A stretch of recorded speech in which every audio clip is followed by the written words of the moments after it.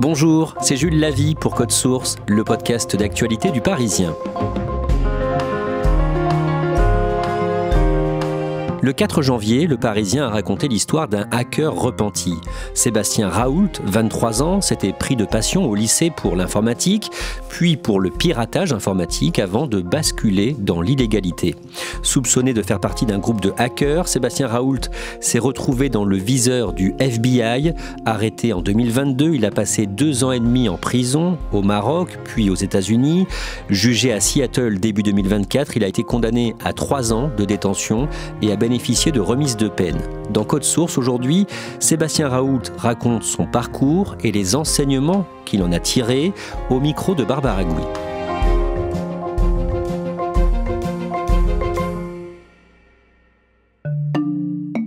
Je rencontre Sébastien Raoult chez lui dans la maison de ses parents à Épinal dans les Vosges. Il est détendu et on s'installe dans le salon pour qu'il me raconte son histoire. Sébastien est né le 2 février 2001.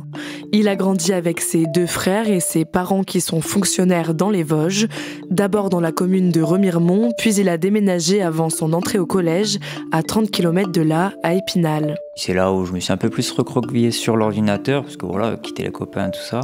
Je joue aux jeux vidéo, etc. J'avais un petit truc sur la Nintendo DS pour essayer de craquer les jeux. Il fallait aller sur l'ordi pour essayer de télécharger des nouveaux cracks, etc. Enfin, du coup, par moi-même, je devais essayer de trouver, parce que voilà, avec Internet et tout, parce que c'est sûr que les parents, ils connaissaient pas forcément tout ça. À partir de la seconde, Sébastien ne se contente plus de pirater des jeux. C'est plus vers le lycée en fait. Donc quand je suis rentré en seconde, mon père m'a acheté un ordinateur portable pour les devoirs, etc. quoi. Puis c'est là en fait je me suis beaucoup plus intéressé à l'informatique, à la sécurité informatique notamment justement. À chaque fois que justement je voulais apprendre à faire un truc ou quoi, je tapais sur Google comment faire et puis je regardais des tutos et puis j'expérimentais. Ensuite, j'ai entendu parler justement de ce qu'ils appellent les hackers éthiques, c'est-à-dire que c'est des gens qui vont pirater des choses, mais de manière éthique, du coup, légalement. Moi, je voulais faire ça comme métier, du coup, parce que je trouvais ça fun. Et voilà, comme ça de fil en aiguille, c'est comme ça que j'ai appris tout ça. Après son bac, Sébastien se dirige vers des études d'informatique. Il rentre à Epitech, à Nancy, et pendant les premiers mois, il se plaît dans cette école. Malheureusement, il y a eu le Covid qui est venu, et du coup, on devait tous rentrer à la maison. Et là, rebelote, je suis tout seul dans ma chambre, j'ai pas trop la motivation de bosser de 9h du matin jusqu'à 9h du soir. Enfin voilà, du coup ça m'a démotivé complètement, ça m'a un petit peu, on va dire, changé ma perspective sur l'avenir. J'ai un peu déraillé quoi. Parce que je savais plus vraiment où est-ce que je me dirigeais. Sébastien se renferme à nouveau sur son ordinateur. Il plonge dans le hacking, commence à se faire connaître sous le pseudo de Sezio Kaizen et se lance des défis en repoussant les limites de la légalité. La communauté, en tout cas française, des hackers, ce qu'on appelle black hat, quoi, donc des gens qui font de l'illégal, il y a beaucoup d'ego. Moi en plus je me rappelle quand je jouais aux jeux vidéo, j'étais dans la compétition sur Call of Duty, un jeu de tir. Et le milieu compétitif, ça me faisait vraiment penser à ça, parce que pareil, c'est beaucoup d'ego, etc., de compétition, de se mesurer les uns les autres. Et je retrouvais ça justement dans le hacking en France. Et j'étais un petit peu dans cette mentalité de vouloir être le meilleur, faire le meilleur truc, tout ça. Et malheureusement, j'ai un petit peu vrillé quoi, du mauvais côté de la force. Le 28 mars 2020, un groupe de hackers qui se fait appeler les Shiny Hunters a piraté les comptes et réseaux informatiques de nombreuses sociétés par l'intermédiaire des employés qui utilisent GitHub, propriété de Microsoft et qui est une plateforme de partage de code informatique. J'ai eu une implication dans cette chose-là, malheureusement. Moi, je me posais plus la question de est-ce que c'est légal, illégal, est-ce que c'est éthique, pas éthique. Justement, je voyais plus trop ces lignes rouges-là à pas franchir. Du coup, voilà, ça m'a amené à faire ces choses-là. Puis ensuite, le problème, c'est que ces compagnies américaines, elles se sont fait voler leurs données et d'autres gens s'amusaient à vendre ces données-là sur le darknet. Les périodes de confinement passent, Sébastien retourne en cours, mais il n'arrive pas à reprendre goût à ses études et les arrête début 2022. Il part faire un séjour touristique au Maroc et le 31 mai 2022, il est sur le chemin du retour pour la France. J'arrive à l'aéroport, donc voilà, moi je suis prêt à prendre l'avion, tout ça. Je passe mon passeport. Il me dit attendez monsieur, je crois qu'il y a un souci avec votre visa, attendez sur le côté. Alors, j'attends, rien qui se passe, rien. Je me lève, maintenant je dis les gars, je vais louper mon avion, là, ça, c'est dans 5 minutes, l'avion il décolle. Et c'est à ce moment-là, je sais pas, il y a 3-4 mecs qui déboulent, ils me mettent sur une chaise, ils me mettent à la chaise, je comprends rien. Je dis je suis pas un criminel, moi, qu'est-ce que vous faites, une erreur de visa, vous me menotez, tout ça. Je comprenais rien de ce qui se passait, et puis on me le dit que le lendemain en fait. Que voilà, alors vous êtes recherché par le FBI et vous aviez une fiche rouge Interpol, c'est pour ça qu'on vous a arrêté. Nous, le Maroc, on n'a rien contre vous. Donc voilà, ça met une petite claque et puis ensuite on me transfère à la prison au Maroc. Depuis cette affaire en 2020 avec les Shiny Hunters, le FBI est sur sa trace et a réussi à remonter jusqu'à lui grâce à son adresse IP, qui est un identifiant unique attribué à chaque appareil connecté à Internet. Moi, ce qu'on m'a reproché en Amérique, c'est d'avoir développé une espèce de kit de phishing. Un phishing, c'est quand, par exemple, on envoie un email à un employé qui est frauduleux, du coup. Et donc, l'employé va cliquer sur l'email, remplir ses coordonnées ou ses accès, donc nom d'utilisateur, mot de passe. Et après, ça va donner un accès à l'entreprise parce que, justement, c'était un faux email frauduleux où, justement, derrière, c'est moi qui récupérais les accès. Et ensuite, donc, parfois, si c'est un utilisateur, un employé qui a des privilèges, par exemple des accès aux données de l'entreprise, après, ça peut faire beaucoup de dégâts à une entreprise. Et malheureusement, c'est une des techniques qui est utilisée beaucoup par les pirates malveillants et qui marche encore énormément. Juste pour une erreur, en fait, humaine, donc pas vraiment technique, une erreur humaine de quelqu'un qui clique sur un email qu'il n'aurait pas dû.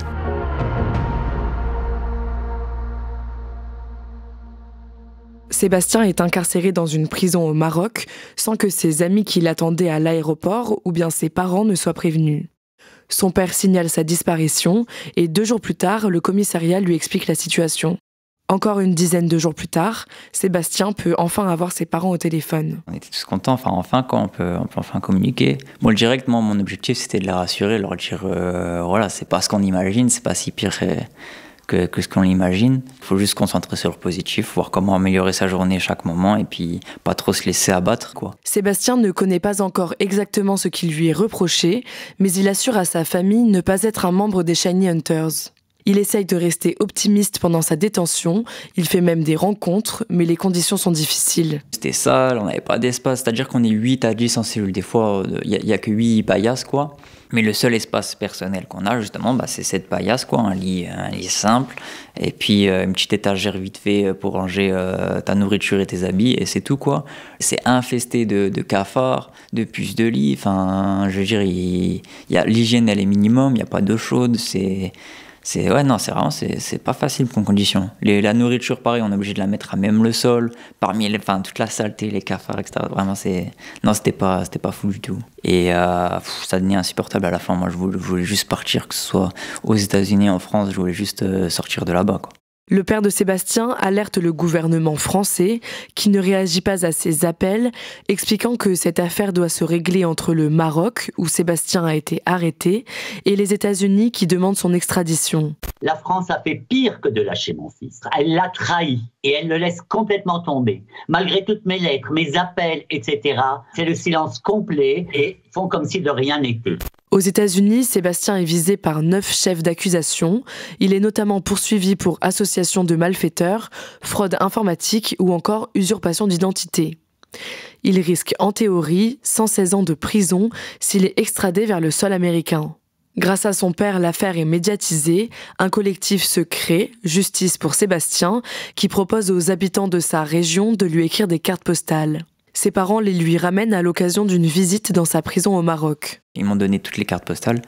Du coup, avec un ami qui était dans la cellule avec moi, au Maroc, on les a lues une par une. Et de lire tout ça, tous des messages de soutien comme ça, vraiment, ça donne un petit baume au cœur, ça redonne de l'énergie.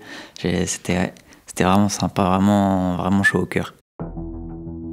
8 mois après le début de son incarcération au Maroc, le 25 janvier 2023, Sébastien est extradé aux États-Unis. Il arrive à Seattle. Ce qu'on me recommande, que ce soit les autres détenus, même les avocats, etc., c'est va falloir que tu prennes ce qu'ils appellent un plea deal. C'est-à-dire qu'en gros, tu acceptes de plaider coupable et eux, ils vont enlever des chefs d'accusation. Donc il y a juste un document qui s'appelle Statement of Fact, donc l'énoncé des faits, où c'est là, en fait, tu vas devoir en gros être d'accord avec eux ou non de quels sont les faits, en fait. Ils ont changé du coup l'énoncé des faits pour retirer le fait que je sois un membre des Shiny Hunters. Du coup, moi, c'était mon objectif. Je veux dire, c'était une stratégie hein, de plaider coupable parce que moi, je me dis quoi? Je me dis, ok, on va me reprocher des crimes en informatique. En partie civile, il y aura des entreprises comme Microsoft, etc. Ils vont ramener des experts. Un jury, qu'est-ce qu'il va croire? Un petit étudiant de 23 ans qui est reproché justement de cybercriminalité, qui va expliquer sa version des faits, ou des experts de Microsoft, etc., qui vont expliquer, eux, leur version des faits. Moi, je pense qu'ils vont plutôt croire les experts. Du coup, je me dis, c'est perdu d'avance. Tant prendre le plea deal.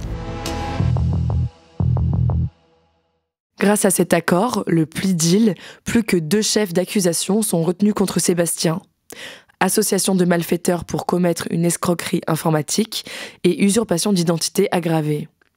Pour le soutenir, sa famille et 2 amis décident de se rendre au procès à Seattle. Et je pense que c'est important aussi pour eux, les juges, etc., quand ils voient que les prévenus, quoi, ils ont du soutien de leur famille, etc., etc. Même des détenus avec qui j'étais du coup à Seattle me disaient mec, ta famille qui vient de France comme ça, franchement, respect, il y a des gens ici qui ont leur famille ici, leur famille, même pas, ils se déplaceraient pour aller les voir. Donc ouais, j'étais vraiment content, vraiment reconnaissant aussi. Le procès se déroule le 11 janvier 2024 à Seattle. Sébastien risque jusqu'à 27 ans de prison. C'est un peu irréel de se retrouver comme ça dans une cour fédérale en Amérique pour ce genre d'affaires. J'étais encore en mode... En fait, c'est là où je réalise l'ampleur du truc. En mode, regarde où tu t'es retrouvé, quoi. Et c'est vraiment une grosse prise de conscience en mode, mais fais plus de conneries, quoi. J'ai réfléchi déjà à tous les dégâts que ça a fait, rien qu'à tes proches. Je veux dire, moi j'ai vécu la peine en prison de l'intérieur, eux ils l'ont vécu aussi de l'extérieur.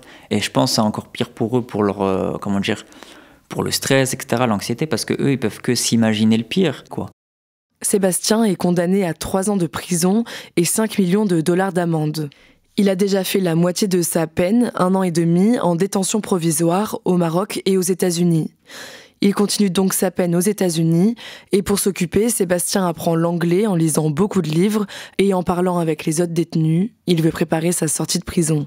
Il faut juste se mettre une routine. Pour moi, c'était, je me levais vers 8h du matin, je prenais mon petit déjeuner, puis après vers 9h, on allait faire du sport avec 2 autres potes de là-bas. Et puis ensuite, en vrai, tu fais ce que tu veux après de l'après-midi, quoi. C'est-à-dire qu'on mange toujours aux mêmes heures aussi, donc ça permet aussi de mettre des petits repères, on va dire, sur la journée. Et puis sinon après, bon, là, c'était jouer aux cartes et discuter, enfin un peu tout et n'importe quoi. Et après le lendemain, on recommence, quoi. Sébastien bénéficie de remises de peine, notamment pour bonne conduite. Il sort le 4 novembre 2024 de prison et après avoir géré les papiers administratifs avec les services d'immigration, il décolle pour la France 1 mois plus tard, le 4 décembre. J'entends le capitaine qui dit aux gens « Mesdames et messieurs, asseyez-vous s'il vous plaît, on doit faire sortir un passager avant tout le monde. » J'ai « Oh, je crois que ça c'est moi. » Et ça loupe pas, du coup on vient me chercher, on appelle mon nom, etc. Et puis, donc j'entends voilà, une dame de l'aéroport qui vient me chercher depuis tout devant l'avion parce que j'étais tout à l'arrière déjà. Et je lui demande, je peux faire mon lacet quand même? Elle me dit non, ils vous attendent, dépêchez-vous monsieur. Je dis, qui ça qui m'attend? Bah la police monsieur. Moi j'étais pas au courant du tout à ce moment-là que ça allait être la police qui allait m'attendre directement sur le tarmac. Les faits qui me sont reprochés, c'est des faits qui ont déjà été retenus contre moi en Amérique, quoi. Et puis donc, c'est-à-dire que le juge a déjà prononcé une peine sur ces faits-là. Donc je comprends pas. C'est derrière moi tout ça, donc voilà. Sébastien est interpellé par la police, mais il est vite relâché. Il est mis en examen pour atteinte à un système de traitement automatisé de données. Ce qui lui est reproché, c'est la mise en vente d'un logiciel pirate en 2021 et 2022 qui permettait de scanner les vulnérabilités de serveurs de mail de la société Amazon Web Services, puis d'en prendre frauduleusement le contrôle. Il est placé sous contrôle judiciaire, l'obligeant à pointer 1 fois par semaine au commissariat d'Épinal et l'interdisant de quitter le territoire français. Malgré tout, Sébastien est content d'être de retour chez lui. Il reprend ses marques, il passe les fêtes en famille. Et en 2025, il va se consacrer à sa défense. Il espère aussi trouver du travail. Je compte me reconvertir dans le développement informatique et dans la cybersécurité de manière du coup éthique et légale. Et donc là, je suis en train de développer mon site web un peu portfolio, CV pour me présenter, quoi. Et puis, donc voilà, je compte à terme justement me professionnaliser dans la cybersécurité. Moi, je veux montrer que je peux aussi utiliser ce que je sais faire, ce que je connais à bon escient, pour le bien, quoi, pour protéger plutôt que pour faire du mal, faire amende honorable en quelque sorte. Barbara, Sébastien Raoult n'est pas le seul Français qui a été impliqué dans cette affaire de hacking. Non, ils étaient 3 en tout. Au moment où Sébastien a été arrêté, ils étaient accusés tous les 3 de faire partie du groupe des Shiny Hunters. Mais Sébastien a été le seul à comparaître devant la justice américaine parce que la France refuse l'extradition de ses ressortissants. Donc tant qu'ils ne quittent pas le territoire français, comme Sébastien l'a fait en allant au Maroc, ils ne peuvent pas être extradés aux États-Unis. Mais aujourd'hui, on ne sait pas exactement où en est l'enquête du FBI, donc on ne sait pas ce qui est reproché aux 2 autres Français. Merci Barbara Gouy. Cet épisode de Code Source a été produit par Thibault Lambert, réalisé par Benoît Gillon. Code Source est le podcast quotidien d'actualité du Parisien. Si vous aimez Code Source, n'hésitez pas à laisser des étoiles ou un message sur votre application audio préférée. Vous pouvez aussi nous écrire pour nous faire des retours. codesource@leparisien.fr. Et puis n'oubliez pas notre second podcast, Crime Story. Chaque samedi dans Crime Story, une nouvelle affaire criminelle racontée par Claudia Prolongeau et Damien Delseny.